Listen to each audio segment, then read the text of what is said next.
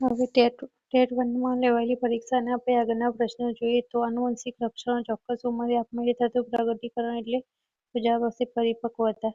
સામાજિક વિકાસ એટલે તો પોતાની અને બીજાની ઉન્નતિ માટે સંવર્ધનનો વિકાસ સાધવો. બાળકની જિજ્ઞાસા વૃત્તિ અને ગ્રહણ શક્તિ કયા સમયગાળામાં ખૂબ તીવ્ર હોય છે તો જવાબ આવશે પૂર્વ પ્રાથમિક શિક્ષા. 29 નંબરનો પ્રશ્ન બુદ્ધિનો સંપૂર્ણ વિકાસ ઇન્દ્રિયોના વિકાસ પર જ અવલંબે છે આ કોનું માનવું છે તો જવાબ આવશે મેડમ મોન્ટેસરી.